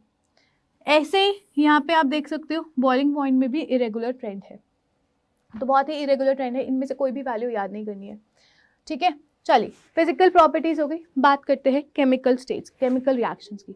तो केमिकल स्टेट्स में सबसे पहले केमिकल ट्रेंड में आपको ऑक्सीडेशन स्टेट्स वगैरह पढ़नी होती है, तो ये सारी चीज़ें हम देख सकते हैं। तो ऑलरेडी मैं आपको ऑक्सीडेशन स्टेट बता चुकी हूँ, बोरॉन का +3 ऑक्सीडेशन स्टेट कॉमन होता है, एल्यूमिनियम का भी +3 कॉमन होता है, गैलियम एंड इंडियम के लिए हमारे पास +3 भी एग्जिस्ट करता है, +1 भी एग्जिस्ट करता है, बट थैलियम के लिए +1 ही एग्जिस्ट करता है। Reason behind that is inert pair effect. Clear? तो यहाँ पे आप देख सकते हैं due to small size of boron first 3 ionization enthalpy, अच्छा बोरॉन की आयनाइजेशन थैल्पी हाईएस्ट होती है, तो 3 इलेक्ट्रॉन्स निकालना बहुत ज़्यादा मुश्किल होता है। तो बोरॉन वैसे भी नॉन मेटल होता है, इलेक्ट्रॉन्स नहीं निकालना चाहता, तो बोरॉन क्या करना चाहता है, शेयरिंग ऑफ इलेक्ट्रॉन्स करना चाहता है। तो boron being non metallic in nature usually forms covalent molecules, but नीचे आते आते आपके मेटालिक करेक्टर इंक्रीज करते हैं, है ना, तो एल्यूमिनियम से 3 इलेक्ट्रॉन्स निकालना ईजी हो जाता है, तो एल्यूमिनियम जल्दी से +3 आयन में कन्वर्ट होके आपके आयनिक कंपाउंड बना सकता है, बट बोरॉन आयनिक कंपाउंड नहीं बनाता, बोरॉन कोवेलेंट कंपाउंड्स बनाता है। क्लियर हुआ? चलें आगे। इसके बाद आप यहाँ पे देख सकते हैं however due to poor shielding effect of your intervening d and f orbitals there is an increase in an effective nuclear charge holds the ns electrons। ये आपको इनर्ट पेयर इफेक्ट के बारे में बता रखा है, ठीक है, और आपको ये सारी मैं आपको स्टोरी बता चुकी हूँ, इसको पढ़ लेना।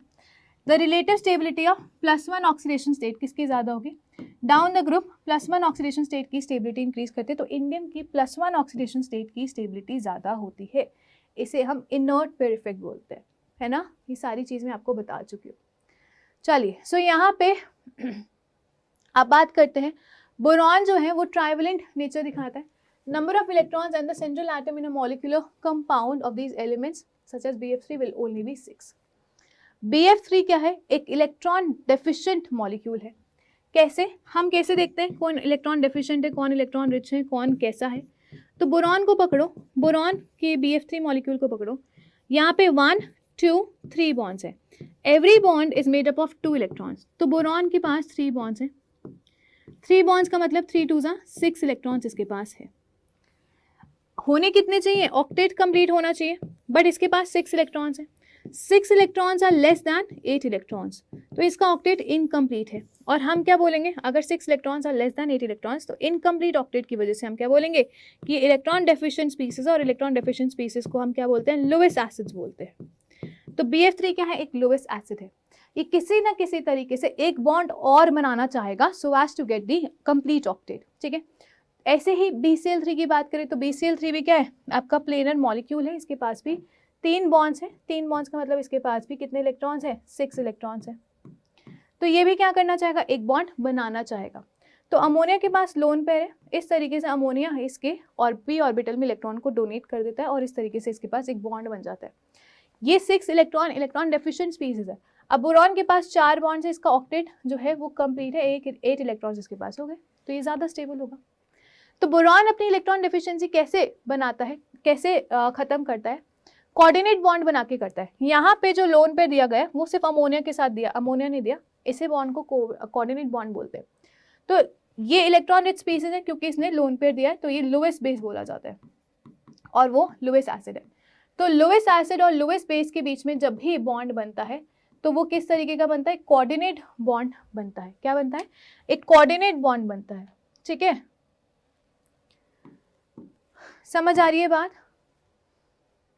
चलिए सो यहाँ पे आप देख सकते हो such electron deficient species have tendency to accept a pair of electron to achieve a stable electronic configuration। 6 electrons है तो एक इलेक्ट्रॉन पेयर वो एक्सेप्ट करना चाहेगा। ठीक है, और such electron species which are electron deficient are your lowest acids. The tendency to behave as Lewis acids decreases with the increase in the size down the group. जैसे जैसे आप down the group move करते हो, क्योंकि size increase करता है, तो lowest acid की जो टेंडेंसी बिहेव करने की है वो डिक्रीज करती है. सो BCl3 readily accepts a lone pair of electron from the ammonia and इस तरीके से वो एग्जिस्ट करता है और वो कोऑर्डिनेट बॉन्ड के थ्रू एग्जिस्ट करता है और अपनी इलेक्ट्रॉन डेफिशिएंसी को खत्म करता है. अब down the group lowest acidity खत्म हो रही है, तो अब कैसे इलेक्ट्रॉन डेफिशिएंसी को खत्म करेंगे, तो वो AlCl3, जैसे अगर हम बात करें AlCl3, ये भी क्या है, ये भी इलेक्ट्रॉन डेफिशिएंट स्पीसीज ही है. ये भी क्या है, इलेक्ट्रॉन डेफिशिएंट स्पीसीज है, या मॉलिक्यूल है, या कंपाउंड है, जो भी है.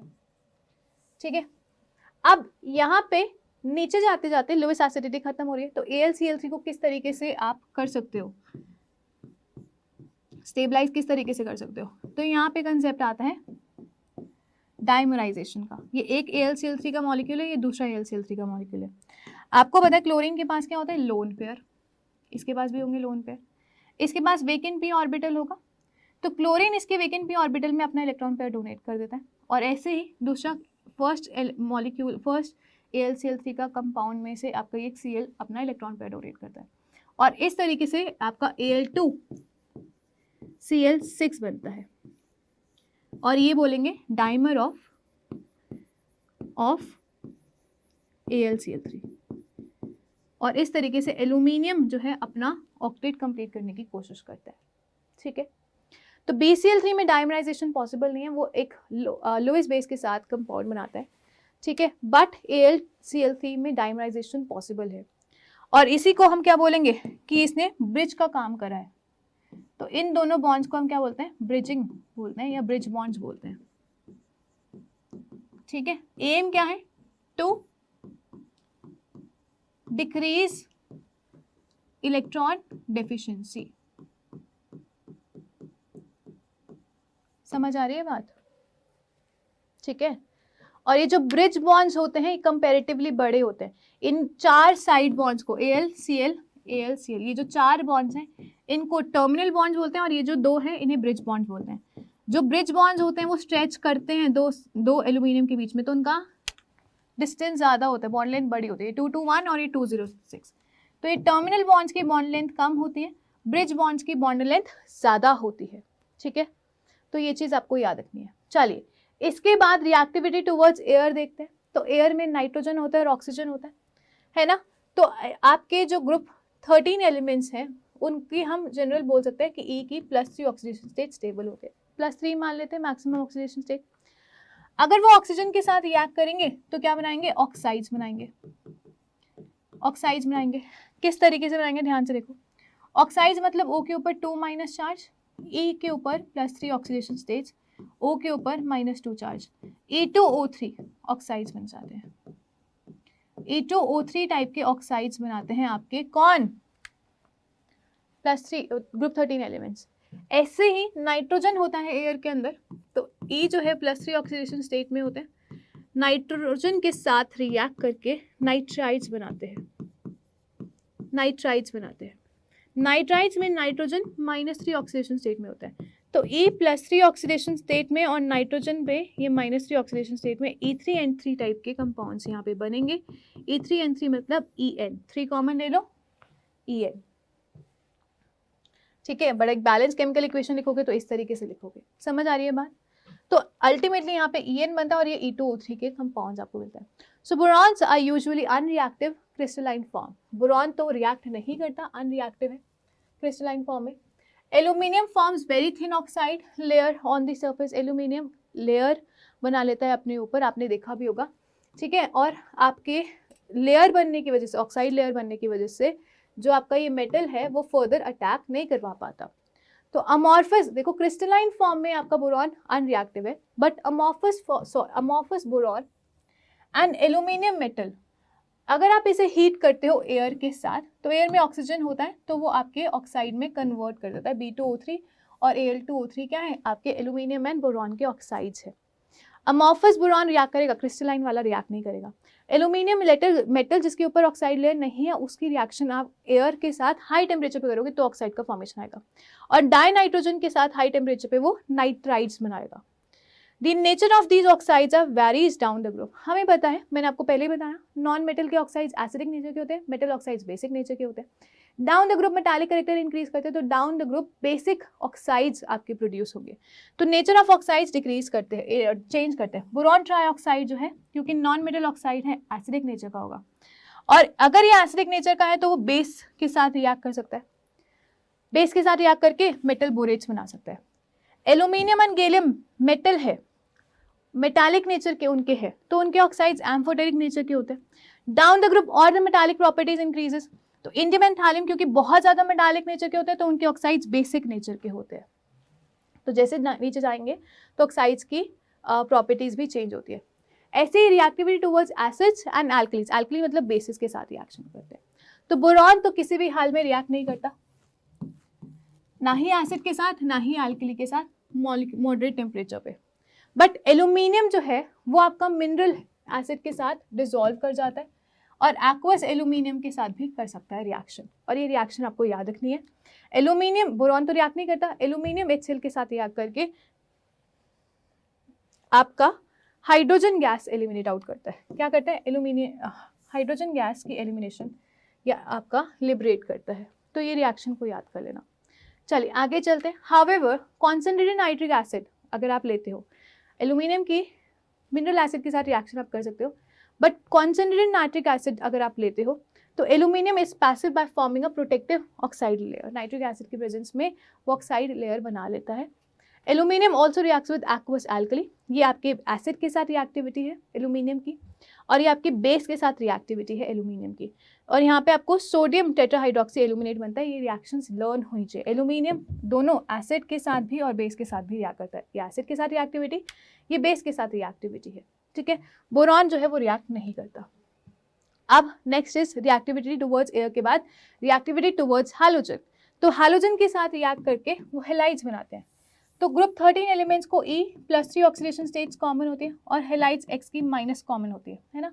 हाँ, होता है फ्लोरीन, क्लोरीन, ब्रोमीन, आयोडाइड के फॉर्म में एग्जिस्ट करते हैं -1 ऑक्सीडेशन स्टेट। तो E का 3, X का 1, तो E1X3 टाइप के कंपाउंड्स यहाँ पे बनते हैं, या EX3 टाइप के बना सकते हो। तो यही तो बनता है, ठीक है। तो रिएक्टिविटी टुवर्ड्स योर क्या है, हैलोजेंस। अब important trends and anomalous properties of your boron family हमें बात करनी है। So monomeric trihalides being electron deficient, BCl3, BH3, ये सारे क्या है, अच्छा BF3, ये सारे क्या है, ट्राइहेलाइड्स। 6 इलेक्ट्रॉन स्पीसीज है, इलेक्ट्रॉन डेफिशिएंट है, they are strong Lewis acids, ठीक है। So boron trihalides react with Lewis bases such as ammonia. तो ये रिएक्शन हम ऑलरेडी देख चुके हैं। BF3 अमोनिया के साथ रिएक्ट करेगा, कोऑर्डिनेट बॉन्ड बनाएगा, अडक्ट बोलते हैं इसे। तो ये इलेक्ट्रॉन डेफिशिएंट है क्योंकि इसके पास 6 इलेक्ट्रॉन्स है। इलेक्ट्रॉन डेफिशिएंसी को कंप्लीट करने के लिए ये आपके लुईस बेसिस के साथ रिएक्ट कर सकता है ना, लुईस बेस के साथ रिएक्ट कर सकता है, और ये लुईस एसिड है। और इन दोनों के बीच में इस तरीके से कोऑर्डिनेट बॉन्ड का फॉर्मेशन होता है, और इसे हम बोलते हैं एडक्ट। एडक्ट भी आप इसे बोल सकते हो, ठीक है। तो ये बोरॉन के ट्राइहेलाइड्स दिखाते हैं। इसके बाद बोरॉन में क्योंकि d ऑर्बिटल्स प्रेजेंट नहीं होते, उसकी मैक्सिमम वैलेंसी कितनी हो सकती है, 4। कैसे? 2s का एक ऑर्बिटल और 2p के 3 ऑर्बिटल्स मिलके 4 वैलेंसी तक लेके जा सकते हैं। Since d orbitals are available with aluminium, aluminium onwards उनके पास d ऑर्बिटल्स होते हैं, उनकी वैलेंसीज 4 से ज्यादा हो सकती है, ठीक है। Most of the other metal halides are dimerized through halogen bridging. AlCl3 dimerize कर पाया था क्योंकि Al में d ऑर्बिटल्स प्रेजेंट थे। मेटल स्पीसीज जो आपके जो बोरॉन टाइप्स के मेटल स्पीसीज हैं वो ऑक्टेट कंप्लीट करते हैं by accepting an electron pair from your halogens by bridging. Bridging में हमने देख लिया एल्यूमिनियम में कैसे आपका दूसरा Cl आपका ब्रिजिंग कर रहा था, ठीक है। तो boron is unable to form BF6 3- क्योंकि इसकी वैलेंसी 6 है, वो नहीं बना सकता, इसके पास d ऑर्बिटल्स नहीं है इसलिए, ठीक है।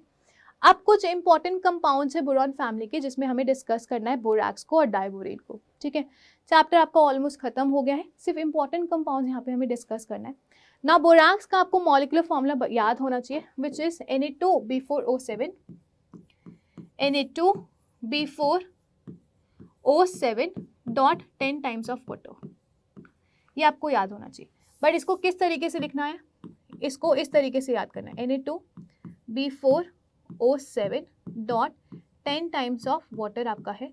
इसको किस तरीके से याद रखना है, ध्यान से देखो, इट विल बी Na2B4O5OH। ध्यान से देखना, इसमें स्ट्रक्चर में दिक्कत आएगी अगर आपने याद नहीं रखा तो। यहाँ पे याद रखो, कैसे याद करोगे, Na2B कितना लोगे, 4 है, ऑक्सीजन कितने लोगे, 5 लोगे, OH इसके साथ लोगे कितने लोगे, 4 लोगे, और यहाँ पे देखो 8 वाटर। ये एक्चुअली में फॉर्मूला इस तरीके से होता है। यहाँ पे देखो 4 बोरॉन है, ठीक है, 4 बोरॉन है, 17 ऑक्सीजन है, 10 + 7 17 ऑक्सीजन, ये 5 4 9 और 8 2 16 है ना,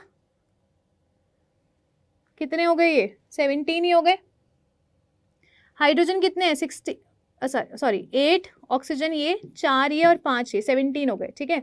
अब 8 2 16 और 4 हाइड्रोजन 20, तो 10 × 2 20, ये आपका फॉर्मूला है एक्चुअली में, ठीक है। तो यहाँ पे बोराक्स का जो फॉर्मूला है, दिस इज Na2B4O5OH, कितना 4 और 8 वाटर मॉलिक्यूल्स क्रिस्टलाइन फॉर्म में एग्जिस्ट करते हैं, इसी की हेल्प से स्ट्रक्चर बनाएंगे, ठीक है। कैसे, ध्यान से देखो, बोरॉन 1, बोरॉन 2, बोरॉन 3, बोरॉन 4, सबको एक एक OH दे दो,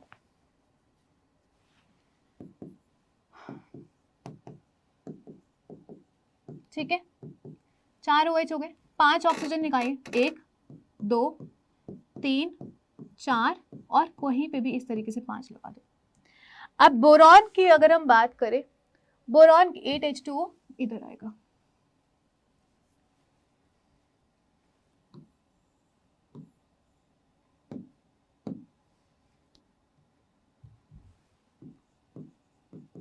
अब सही है, ठीक है। अब बोरॉन यूजुअली 3 बॉन्ड्स बनाता है, तो इसके पास भी 1 2 3 बॉन्ड्स है।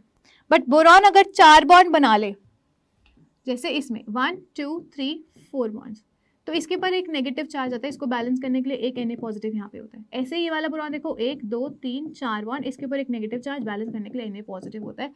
ये Na2B4O5OH होल 4 2- का स्ट्रक्चर है, which is nothing but this formula only, ठीक है।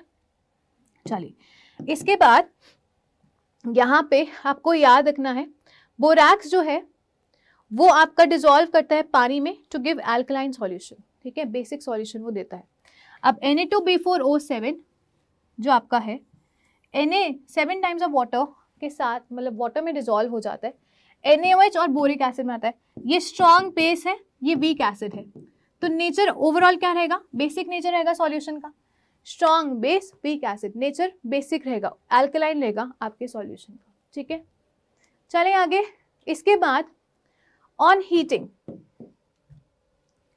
Borax first loses the water of molecule. जब आप पहले हीट करोगे तो पानी निकलेगा उसमें से, तो एक ही बेसिकली जब आप हीट कर रहे हो इसको, तो ये वाटर मॉलिक्यूल्स पहले निकल जाते हैं। तो Na2B4O7 में से 10 वाटर मॉलिक्यूल्स निकल गए, Na2B4O7 बन गया, इसे सोडियम मेटाबोरेट बोलते हैं। इसको फर्दर हीट करोगे तो आपका NaBO2 और B2O3 बनता है। ये B2O3 बोरिक एनहाइड्राइड है, और इसी को हम यूज करते हैं बोरिक बीट टेस्ट में, आपका बीट टेस्ट में। इसी B2O3 को हम क्या बोलेंगे, बोरैक्स बीट बोलेंगे, और इसे हम बीट टेस्ट में यूज करते हैं। एक बोरैक्स बीट टेस्ट होता है जो डिफरेंट मेटल्स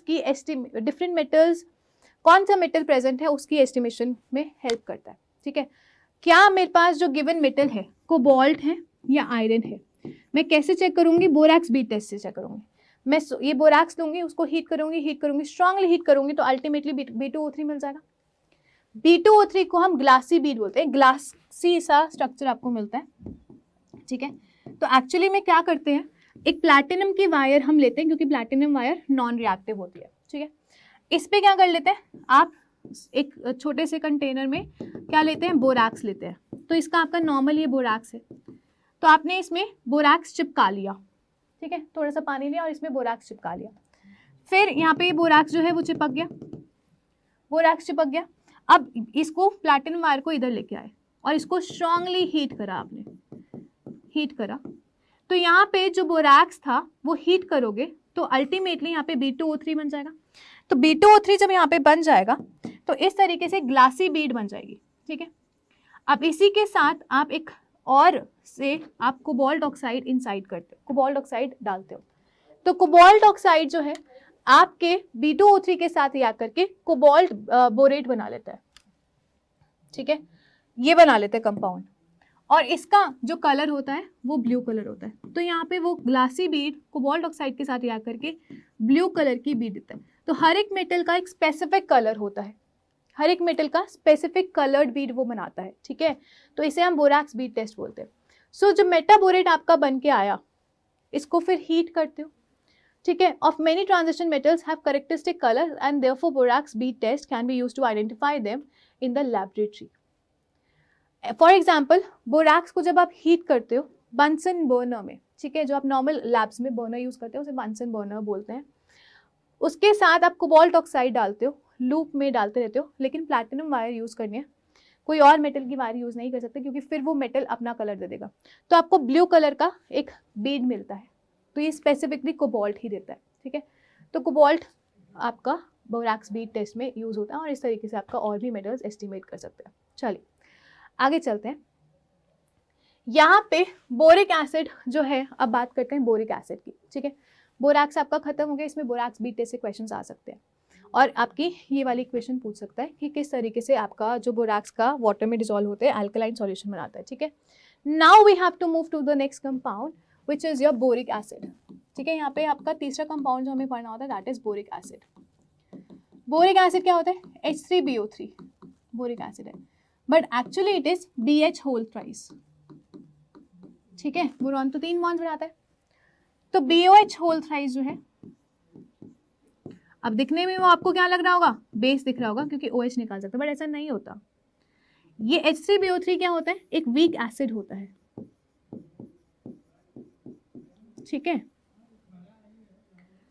क्योंकि जब आप इसे पानी में डालते हैं तो पानी में H और OH होता है, ये OH माइनस पानी से एक्सेप्ट करता है। रीजन बिहाइंड दैट इज इसको ऑक्टेट कंप्लीट करना है।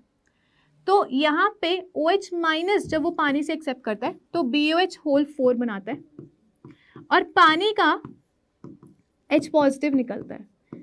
तो एक्चुअली में इसने पानी में जाने के बाद क्या लिबरेट करा, H पॉजिटिव। तो ये एसिड है, लेकिन ये इसका खुद का एसिडिक प्रोटॉन नहीं है, वो पानी से निकला हुआ एसिडिक प्रोटॉन है। तो इसलिए बोरैक्स को, बोरिक एसिड जो आपका होता है इसे हम वीक एसिड बोलते हैं। क्या बोलते हैं, इसे आप वीक एसिड बोलते हो, ठीक है। आगे चलते हैं। सो यहाँ पे आप देख सकते हो BOH3 को पानी में डालोगे तो BH4 माइनस बनाएगा और H3 पॉजिटिव बनाएगा। तो इसका मतलब ये क्या दिखा रहा है, एसिडिक बिहेवियर दिखा रहा है। डन। चलिए आगे चलेंगे। ऑन हीटिंग ऑर्थोबोरेट, ऑर्थोबोरिक एसिड भी बोलते हैं या बोरिक एसिड भी इसे बोलते हैं, above 370 kelvin the forms the metaborate, ये आपका मेटाबोरेट बनाता है, HbO2 को मेटाबोरेट बोलते हैं, which on further heating yields boric oxide, फिर इसको फर्दर हीट करते हैं तो बोरिक ऑक्साइड बनाता है। तो ये आपका मेटाबोरेट बनता है, इसको पानी आप निकाल दो। यहाँ पे कैसे निकालोगे यार पानी, देखो H2O तो निकालना है, तो H तो एक ही है, तो H2B2O4 कर दे। अब इसमें से हीट करोगे तो पानी तो निकलेगा, तो क्या मिलेगा, B2O3 मिलेगा। H3BO3 में से पानी निकालो, जब इसमें से पानी निकालोगे तो क्या निकलेगा, 2 H और 1 ऑक्सीजन निकल जाएगा, तो HbO2 बन जाएगा। HbO2 में से फर्दर हीट करके पानी निकालना है, तो अब तो एक ही H है तो इसको डायमराइज कर दो और फिर पानी निकाल दो। H2B2O4 में से पानी निकालोगे तो B2O3 बच जाएगा। समझ आ रही है बात, ठीक है। तो ये आपका बोरिक ऑक्साइड बोला जाता है, ये मेटाबोरेट बोला जाता है। This is your metaborate and this is your boric oxide. देखो बहुत आराम से करवानी हो तो समझते जाना, दिक्कत नहीं आएगी अब आपको। चलिए नेक्स्ट कंपाउंड डाइबोरेन पढ़ते हैं। सो डाइबोरेन इज एक्चुअली में B2H6, ठीक है। BH3 का डाइमर, जैसे AlCl3 का डाइमर हमने देखा था, ऐसे ही BH3 का जब डायमराइज करोगे तो B2H6 बन जाएगा और ये आपका क्या है, डाइबोरेन है।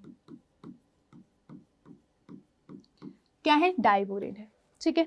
So simplest boron hydride is known as diborane. It is prepared by treating your boron trifluoride with lithium aluminum hydride in diethyl ether. तो डाइबोरेन की जो प्रिपरेशन है वो किस तरीके से करते हैं, BF3 को LiAlH4 के साथ ट्रीट करा जाता है, तो B2H6 बनता है, LiF बनता है और AlF3 बन जाता है। तो ये आपकी प्रिपरेशन मेथड है डाइबोरेन की, ये आपका डाइबोरेन बन जाएगा, ठीक है। इस तरीके से आप डाइबोरेन बना सकते हो। इसके बाद डाइबोरेन की प्रॉपर्टीज क्या है, ये आपका कलरलेस है, ठीक है, हाईली टॉक्सिक गैस है with boiling point of 180 kelvin, ठीक है। इसके बाद डाइबोरेन जो है वो जल्दी से फायर को कैच कर लेता है अपॉन एक्सपोजर विद एयर, ठीक है। It burns with oxygen releasing an enormous amount of energy. क्यों कैच कर लेता है फायर को, क्योंकि जब ये ऑक्सीजन के कॉन्टैक्ट में आता है डाइबोरेन तो बहुत ही ज्यादा एक्सोथर्मिक प्रोसेस होती है जो फायर में कन्वर्ट हो जाती है, ठीक है। सो ये ऑक्सीजन के साथ कॉन्टैक्ट में आता है B2O3 और वाटर रिलीज करता है, बट काफी ज्यादा एक्सोथर्मिक प्रोसेस होता है, तो B2H6 आपके एक्सपोजर अगर एयर के साथ होती है तो वो फायर को कैच कर लेता है। Boranes are readily hydrolyzed with water to give you क्या, बोरिक एसिड, ठीक है। तो B2H6 को पानी में डालोगे तो BOH whole thrice boric acid मिलता है और 6 हाइड्रोजन गैस रिलीज होती है। Diborane undergoes cleavage reaction with lowest bases, this is important. ये आपके लोएस्ट बेस है, ठीक है। पहले हम BH3 की लोएस्ट बेस के साथ बॉन्डिंग करे थे, कोऑर्डिनेट बॉन्ड बन रहा था BF3 वगैरह का, बट B2H6 में ऑलरेडी ऑक्टेट कंप्लीटेड है, ठीक है। तो वो अब बेस के साथ, लोएस्ट बेस के साथ रिएक्ट करते हैं, बॉन्ड्स को क्लीव करते हैं और फिर कोऑर्डिनेट बॉन्ड बनाते हैं, ठीक है।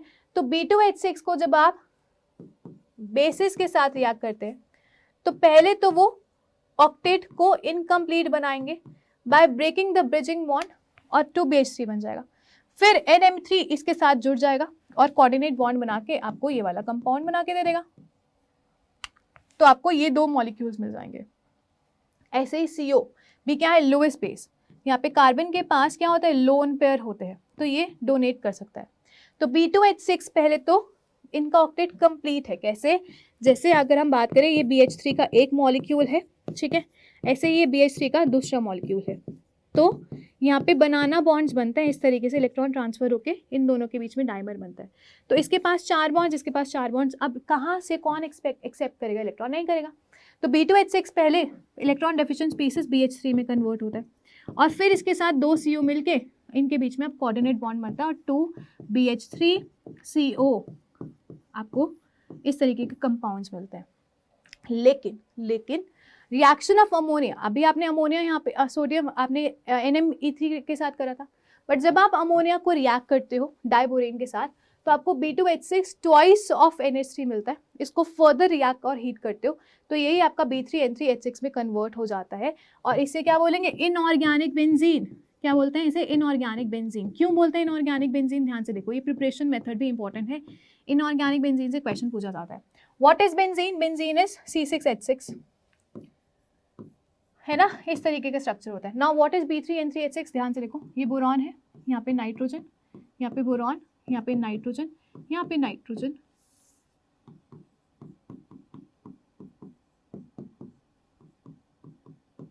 है ना, और इन सबके ऊपर एक एक हाइड्रोजन इस तरीके से। अब नाइट्रोजन के पास लोन पेयर है, डोनेट, लोन पेयर है, डोनेट, इधर कोऑर्डिनेट बॉन्ड, डोनेट, तो ये आपके बेंजीन के साथ लिखता है, बट ये इनऑर्गेनिक कंपाउंड है, ठीक है। और ये आपका B2H6 का स्ट्रक्चर है जो कैसे बना है, देखो ध्यान से, BH3 है, इसके पास इलेक्ट्रॉन डेफिशिएंसी है, इसको अपना एक इलेक्ट्रॉन कहीं से और जुगाड़ना है, इसके पास भी इलेक्ट्रॉन डेफिशिएंसी, इसको भी जुगाड़ना है। अब होता क्या है यहाँ पे, ध्यान से देखो, ये बोरॉन और हाइड्रोजन का बॉन्ड है, टेम्परली यहाँ से शिफ्ट होके यहाँ पे बन जाता है, बहुत ही मोमेंटरी पीरियड ऑफ टाइम के साथ। ऐसे ही यहाँ पे सो दैट इसकी डिफिशियंसी कम हो जाए, ये अपना बोरॉन हाइड्रोजन बॉन्ड इधर शिफ्ट हो जाता है थोड़े टाइम के लिए। तो ऐसे जैसे रेजोनेंस होते हैं ना, वैसे ही इस तरीके से ये शिफ्टिंग होती है बॉन्ड की, तो ये आपका ब्रिजिंग बॉन्ड बोला जाता है, कुछ समय के लिए इधर, कुछ समय के लिए इधर, फॉल्स इल्यूजन क्रिएट करने के लिए कि भाई आपके ऑक्टेट जो है वो कंप्लीट है, ठीक है। और यहाँ पे ये p ऑर्बिटल होता है इस तरीके से, ये आपका हाइड्रोजन, इसका भी p ऑर्बिटल इस तरीके से होता है। तो इस तरीके से आप बोल सकते हो कि एक बॉन्ड बनता है इनके कॉम्बिनेशन से, जो एक बनाना की तरह लग रहा है, और इसे हम बोलते हैं बनाना बॉन्ड, बनाना बॉन्ड। और ये क्या है, एक बॉन्ड 2 इलेक्ट्रॉन से मिलकर बनता है, लेकिन ये किस पे, कितने पे 2 इलेक्ट्रॉन्स कितने पे बट रहे हैं, 3 सेंटर पे बन रहे हैं, तो इसे हम बोलते हैं 3 सेंटर 2 इलेक्ट्रॉन बॉन्ड भी बोलते हैं। समझ आया? ये एक, ध्यान से देखो, ये एक बॉन्ड जो है 2 इलेक्ट्रॉन से मिलके बना हुआ है, बट 1, 2 और 3 सेंटर्स में डिवाइड हो रहे हैं। तो ये जो बनाना बॉन्ड है इसे हम 3 सेंटर 2 इलेक्ट्रॉन बॉन्ड भी बोलते हैं, और ये आपके ब्रिजिंग बॉन्ड्स होते हैं। और बाकी के जो 4 बॉन्ड्स होते हैं, 1, 2, 3, 4, ये आपके टर्मिनल बॉन्ड्स होते हैं। ठीक है, तो यहाँ पे हमने पी ब्लॉक एलिमेंट्स का ग्रुप 13 खत्म कर दिया है।